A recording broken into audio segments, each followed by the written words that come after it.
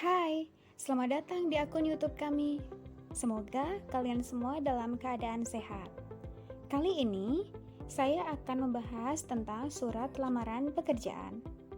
Sebelum kita lanjutkan ke materi, jangan lupa klik like, komen, dan subscribe, dan aktifkan tombol lonceng agar kalian tidak ketinggalan video kami berikutnya. Apakah kalian pernah melihat, membaca, atau bahkan membuat surat lamaran pekerjaan?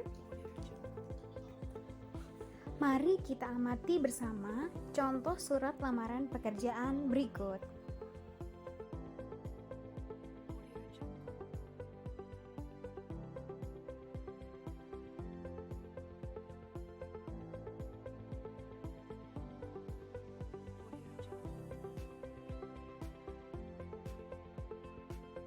Menurut kalian, apa yang dimaksud dengan surat lamaran pekerjaan?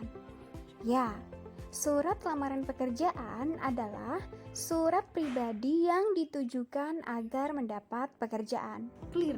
Dunia kerja erat dengan urusan surat menyurat.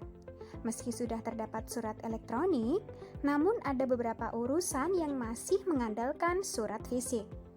Salah satu surat yang berkaitan dengan dunia kerja adalah surat lamaran pekerjaan.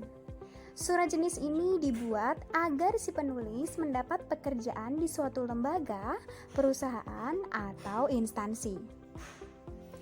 Pada dasarnya, surat lamaran pekerjaan dibedakan dari berbagai sumber yang diperoleh oleh pelamar. Menurut Rohmadi dan Rustamaji menjelaskan bahwa surat lamaran pekerjaan dapat diajukan berdasarkan sumber-sumber berikut ini. Yang pertama, iklan.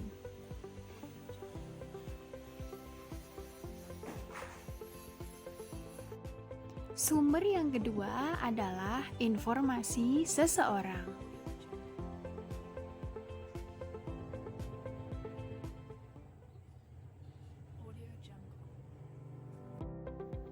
Sumber yang ketiga adalah pengumuman resmi dari instansi yang membutuhkan tenaga.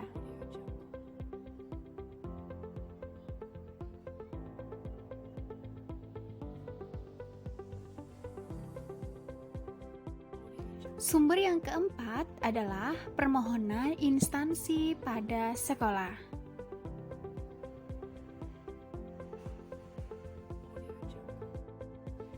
Sumber yang kelima adalah inisiatif sendiri.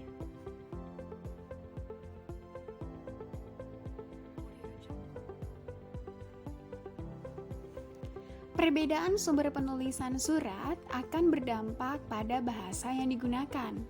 Variasi bahasa yang dapat dibuat seperti tampak pada uraian mengenai sumber penulisan surat lamaran pekerjaan. Ketentuan-ketentuan yang harus diperhatikan dalam surat lamaran pekerjaan terkait dengan bahasa yang digunakan adalah sebagai berikut.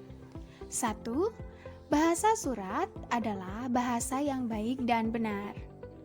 Kata-kata yang digunakan dalam surat mestilah kata yang baku, yakni kata yang sesuai dan terdapat dalam Kamus Besar Bahasa Indonesia. Untuk itu, kalian mesti memahami bahwa dalam bahasa Indonesia ada kategorisasi tentang kata baku dan kata tidak baku. Patokannya adalah kamus. Jika belum diserap ke dalam kamus, artinya belum baku.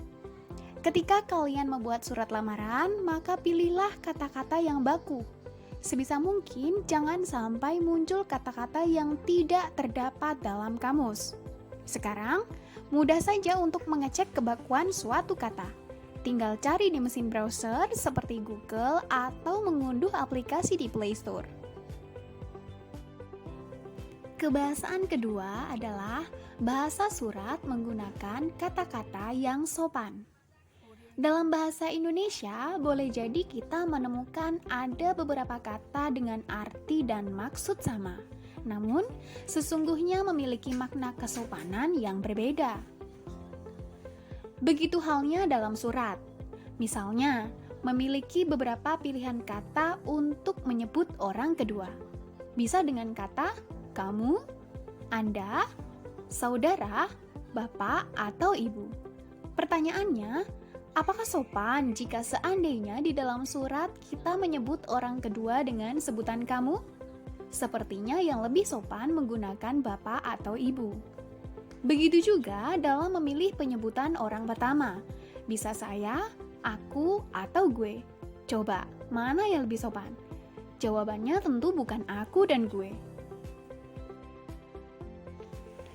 Kebahasaan ketiga adalah bahasa surat berisi kata pengantar yang jelas, singkat, padat, informatif, dan tepat sasaran. Awal surat adalah kata pengantar. Dalam bagian ini, tidak perlu berbahasa basi, misalnya dengan menanyakan kabar dari penyedia lowongan kerja, atau menjelaskan maksud dan tujuan yang terkesan berlebihan. Surat lamaran pekerjaan bukanlah semacam surat pribadi atau surat cinta, yang biasanya diawali dengan panjang lebar hingga memenuhi 1 halaman full. Cukup saja sampaikan salam yang singkat dan jelaskan maksudnya untuk melamar pekerjaan di posisi tertentu. Dengan kata lain, to the point. Informasi yang disusun sedemikian mungkin agar sampai dengan padat serta informatif. Bahasa surat tampak dari tulisan yang bersih, mudah dibaca sesuai dengan kaidah ejaan PUBI, meliputi beberapa hal. Termasuk yang paling krusial dan cukup banyak pembahasannya adalah tentang penggunaan huruf kapital dan tanda baca. Terdapat aturan dalam PUBI yang menjelaskan kapan huruf kapital digunakan. Dalam membuat surat, perlu dijadikan acuan.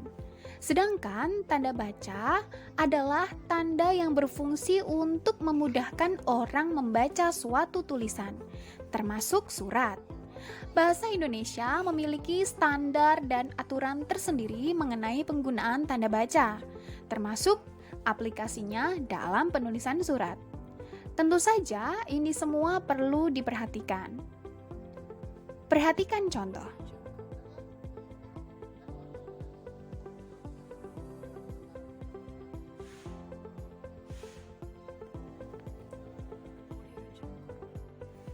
Kebahasaan yang kelima adalah melengkapi bagian-bagian surat dengan norma bahasa surat, seperti penulisan unsur hal, tempat atau tanggal, alamat, salam pembuka, isi surat, salam penutup, tanda tangan, dan nama terang. Komponen-komponen surat di luar badan atau isinya juga mesti diisi dengan jelas dan lengkap. Baik itu hal, tempat surat dibuat berikut tanggalnya, salam pembuka, salam penutup, tanda tangan, hingga nama terang. Bagi sebagian orang, hal-hal di atas mungkin dianggap sepele dan pelengkap saja. Namun, kalian jangan berpikir demikian. Sangat mungkin itu poin tambahan untuk nilai perusahaan, karena bisa termasuk ukuran keseriusan pelamar kerja ketika mengirimkan lamarannya. Nah, demikian tadi unsur kebahasaan surat lamaran pekerjaan yang perlu diketahui. Semoga bermanfaat. Terima kasih sudah menyaksikan video pembelajaran kali ini. Jangan lupa klik like, komen, dan subscribe, serta aktifkan tombol lonceng agar kalian tidak ketinggalan video terbaru kami berikutnya. Sampai jumpa!